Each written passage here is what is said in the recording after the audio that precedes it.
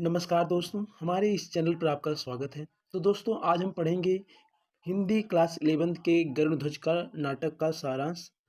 तो चलिए देखते हैं। तो अलग-अलग प्रकार के प्रश्न आते हैं, तो जिसमें प्रश्न नंबर 1, गरुड़ ध्वज नाटक की कथा वस्तु, कथानक को संक्षेप में लिखिए। या गरुड़ ध्वज नाटक की कथा का सार अपनी भाषा में प्रस्तुत कीजिए। या गरुड़ ध्वज नाटक के प्रथम अंक को कथासार अपने शब्दों में लिखिए। या गरुड़ ध्वज नाटक के द्वितीय अंक की कथावस्तु संक्षेप में लिखिए। या गरुड़ ध्वज नाटक के अंतिम तृतीय अंक की घटनाओं का संक्षेप में वर्णन कीजिए। या गरुड़ ध्वज नाटक के किसी एक अंक के कथानक पर प्रकाश डालिए। या गरुड़ ध्वज नाटक की कथावस्तु संक्षेप में इस प्रकार लिखिए कि उसमें निहित राष्ट्रीय एकता का भाव स्पष्ट हो। गरुड़ ध्वज नाटक के अंतिम अंक का कथानक अपने शब्दों में लिखिए। या गरुड़ ध्वज नाटक के तीसरे अंक की कथा अपने शब्दों में लिखिए।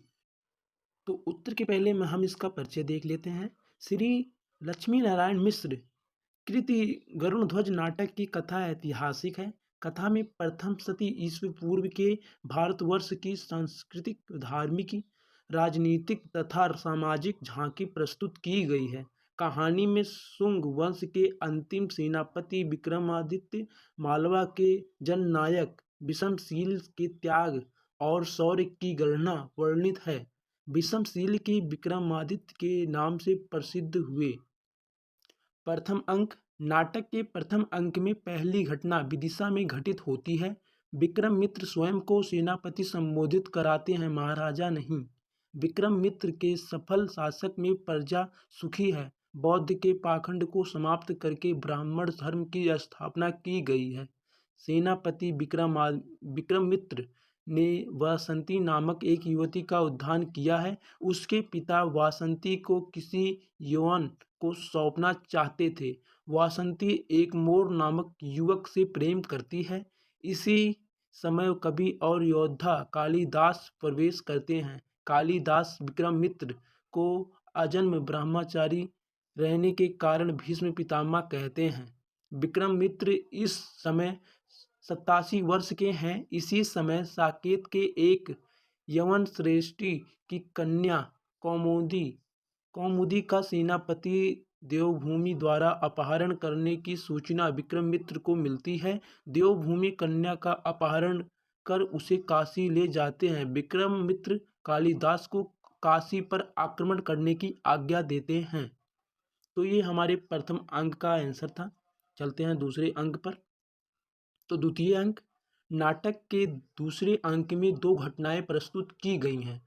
प्रथम में तक्षशिला के राजा अंतलिंग का मंत्री हलोदर विक्रमित्र से अपने राज्य के दूत के रूप में मिलता है। हलोदर भारतीय संस्कृति में आस्था रखता है तथा सीमा विवाद को वार्ता के द्वारा सुलझाना चाहता है। वार्ता सफल रहती है तथा हलोदर विक्रमित्र को अपने राजा की ओर से राजजड़ित स्वर्ण गरुड़ध्वज भेंट स्वरूप देता है। विक्रमित्र के आदेश अनुसार कालिदास काशी पर आक्रमण करते हैं तथा अपने ज्ञान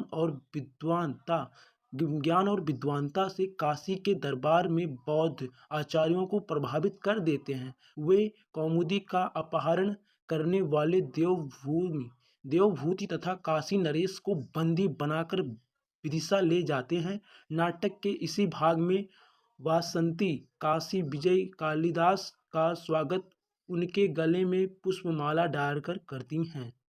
यह आंसर हमारे द्वितीय अंक का था। अब हम चलते हैं तृतीय अंक का आंसर पढ़ते हैं। नाटक के तृतीय तथा अंतिम अंक की कथा अवंती में प्रस्तुत की गई है। विषमशील के नेतृत्व में अनेक वीरों ने मालवा को शकों से मुक्त कराया। विषमशील के शौर्य के कारण अनेक राजा उसके समर्थ हो जाते हैं। अवंती में महाकाल का एक मंदिर है। इस पर गरुड़ ध्वज फहराया जाता है। मंदिर का पुजारी मलयवती और वासंती को बताता है कि युद्ध की सभी योजनाएं इसी मंदिर में बनती हैं। इसी समय विषमशील युद्ध जीतकर आते हैं तथा काशीराज अपनी पुत्री वासंती का विवाह कालिदास के साथ विक्रमादित्य की आज्ञा लेकर कर देते हैं। इसी अंक में विक्रमशील का राज्याभिषेक होता है तथा कालिदास को मंत्री पद पर नियुक्त किया जाता है। राजमाता जैन आचार्यों को क्षमादान देती हैं। कालिदास की मंत्रणा में विक्रमशील का नाम उसके पिता महेंद्रादित्य तथा विक्रमित्र के आधार पर विक्रमादित्य रखा जाता है। विक्रमित्र सन्यासी बन जाते हैं तथा कालिदास अपने राजा विक्रमादित्य के नाम पर उसी दिन से विक्रम संवत का परिवर्तन करते हैं। नाटक की कथा यहीं पर समाप्त होती है और हमारी वीडियो भी यहीं पर समाप्त होती है। तो मिलेंगे एक नई वीडियो में। बहुत बहुत धन्यवाद।